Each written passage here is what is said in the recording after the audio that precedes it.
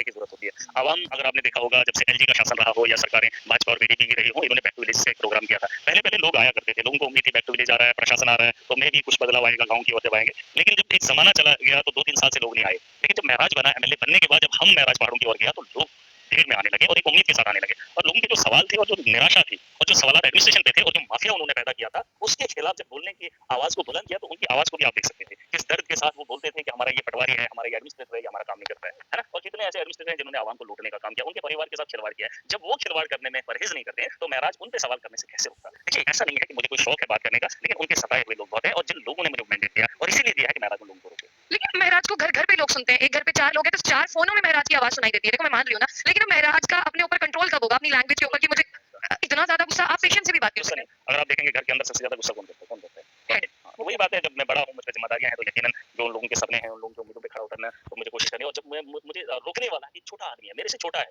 मुझे लोगों ने इतनी बड़ी ताकत दी है, इतनी बड़ी ताकत दी है कि मुझे रोकने वाला वही आदमी है जो मेरे गरीब को लूटता है और वो मुझसे नहीं डरता है, वो फिर लूटने का काम कर रहा है, वो अपने काम से बाज नहीं आ रहा है। और अगर मेरी जीतने के बाद आपने वीडियो डाली देखी होगी, वो कल रात को मैंने शायद चढ़ाई भी है और उसमें वो सारी चीज़ें बयान है मैंने कहा है उन लोगों को कि रुक जाइए, वो काम खत्म कर लो, अब लोगों की ज़रूरियत पे काम करो, अब पैसा नहीं कमाना है। लेकिन फिर भी अगर वो लोग वैसा करेंगे तो ज़िम्मेदार होने के नाते मुझे तो बनता है। अच्छा, मेहराज मलिक ने भी पिछले दिनों कुछ दरबार लगाया था पब्लिक दरबार। मुझे बताओ उस पब्लिक दरबार में क्या रिजल्ट आया?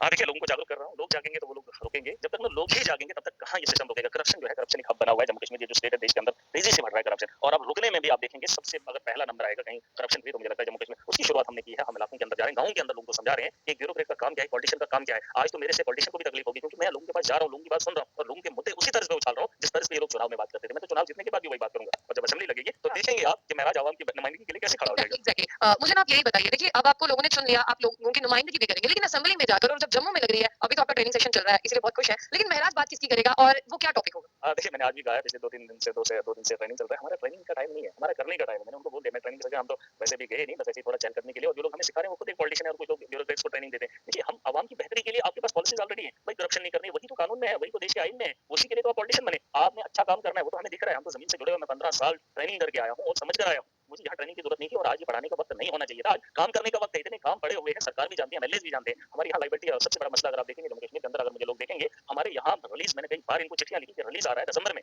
पूरे जम्मू कश्मीर का रिलीज जो है फंड रिलीज दिसंबर में आ रहा है जो अप्रैल मार्च में होना चाहिए था, जून जुलाई में होना चाहिए था। अब सर्दियों में कब लगाएंगे, कब वो काम होंगे, कब उनकी पेमेंट होगी, कब वो जमीनी सतह पर काम होंगे और यहाँ एक काम को करने के लिए 20 साल लगता है और जब असेंबली खुलेगी सेशन आएगा तो आप नई तर्ज पे देखेंगे जिसकी रिलीज दिसंबर में आ रही है उसकी अगस्त वगैरह में आ जाएगी गर्मियों के टाइम। एक पॉलिटिशियन होने के नाते मैं एक सवाल पूछूंगी, अभी नेशनल कॉन्फ्रेंस में जो जंग चल रही है, जो अंदर जंग चल रही है, उसे कैसे देखेंगे? हाँ, देखिए सियासत है, कुछ लोगों का अपना इंटरेस्ट होता है, बड़े-बड़े लोगों के साथ जब उठना-बैठना हो गया तो अपने मफाद को ज़ाती मफाद को ज़्यादा तरजीह देने लगते हैं लोग।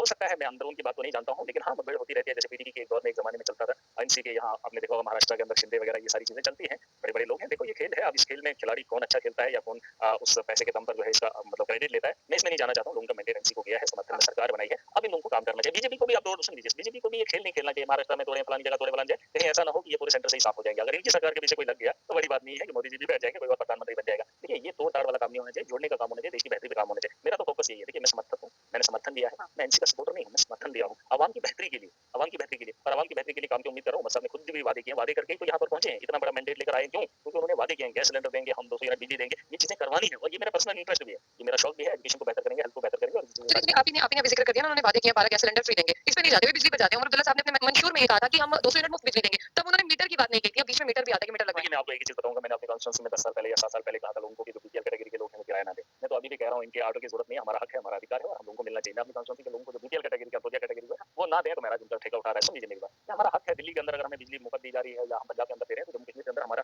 अपनी पैदावार है और हम लोग हक रखते हैं। यहाँ पर कोई और वसाइल नहीं है, यहाँ पे टूरिज्म नहीं है, यहाँ पे कोई ऐसी चीज नहीं है जिससे हमारा रोजगार चल सके। सरकार की पॉलिसीज हैं जिसमें करप्शन हो रही है वो भी लोगों तक नहीं पहुंच पा रही है और मैं तो कहता हूँ आज भी बात चल रही थी जो इन्होंने बिजली का किराया बनाई तो अपनी मर्जी से बनाते हैं, अपनी मर्जी से कितना जलाया वो ये तय करते हैं। लाखों का रुपया इन्होंने भेजा, जिस आदमी को ये 2 किलो का चावल देते हैं उस आदमी को लाख रुपए का बिल है। मैं तो कहता हूँ लाख भी माफ होना चाहिए, जितने भी पुराने बिल पेंडिंग है वो भी माफ होने चाहिए। सरकार में मैं बात करूंगा और जो नए बिल है उस पर रोक लगनी चाहिए। लोगों का एक और है यहाँ पर कि अभी तक स्टेट हुड नहीं मिला, तो महराज मलिक कैसे देखता है? नेशनल कॉन्फ्रेंस को समर्थन दिया ना आपने, तो स्टेट हुड उनका पहले था, सबको स्टेट हुड चाहिए, अभी नहीं मिला। देखिए स्टेट हुड सब कुछ चाहिए, चाहे एनसी के लोग हों या पीडीपी, एनसी कांग्रेस जितने भी लोग हैं या भाजपा के लोग हों, स्टेट हुड होना चाहिए, होना चाहिए। देखिए इसमें कोई शक नहीं है, कोई दोहराई नहीं। अब देखिए सरकार क्या करती है, हम तो मांग करेंगे स्टेट हुड को लेकर। मुझे लगता है सबसे ज्यादा फोकस तो एनसी को होना चाहिए, एनसी को होना चाहिए। अब हम तो उनके मैंने बार-बार कहा मैं अकेला आदमी हूँ, 90 में एक हूँ, मेरे एक के कहने से क्या फर्क पड़ेगा वो तो मैं देखूंगा। लेकिन जिनको इतना बड़ा मैंडेट है वो क्या कर रहे हैं, सवाल तो उनसे पूछ लीजिए। और मैं यहाँ के मीडिया से कहना चाहूंगा, कश्मीर के अंदर मैंने देखा कश्मीर का मीडिया सारा असेंबली के अंदर होता है, लेकिन जम्मू का मीडिया असेंबली के अंदर ना हो तो अच्छा नहीं लगता है। आप ये सवाल रोज करिए, देखिए वहाँ का नेशनल चैनल आ रहे हैं, बाकी तो जम्मू कश्मीर के अंदर की खबरें, ये जो छोटे-छोटे मुद्दे हैं वो यहाँ का लोकल मीडिया उठा रहा है। ये बड़ा मीडिया बस यही दिखाएगा कि फलानी जगह आतंकवादी हमला हो गया, वो चीज दिखाएगी। बाकी जो माहौल है उसकी अक्कासी कौन करता है, यहाँ का लोग। लेकिन वहाँ पर हमारा मीडिया नहीं होता। मैं चाहता हूँ कि असेंबली में जाकर इन सवालों पे चर्चा हो, जो आवाम के मुद्दे हैं, जम्मू कश्मीर के मुद्दे हैं, उनसे बात कीजिए, उनसे सवाल पूछिए। यहाँ तो आपके यहाँ आने वाला है नहीं कोई प्रेस क्लब, आपको वहाँ जाना पड़ेगा, उनसे सवाल करने पड़ेंगे और उनके सवालों के जवाब उन्हीं से लेंगे तो बड़ा अच्छा चलिए रहेगा। मेरा मलिक जी, हमें भी आपकी असेंबली में जाने का इंतजार होगा और जितनी बातें आपने यहाँ कही हैं, जितनी बातें आपने अपनी कॉन्स्टिट्यूंसी के अंदर कही हैं, हम भी देखेंगे कि आप कितनी बातें अंदर करते हैं। कहने में और करने में फ़र्क होता है। हमारे यहाँ कहने और करने में कोई फ़र्क नहीं है। हम जो बाहर बोलेंगे वही अंदर बोलेंगे और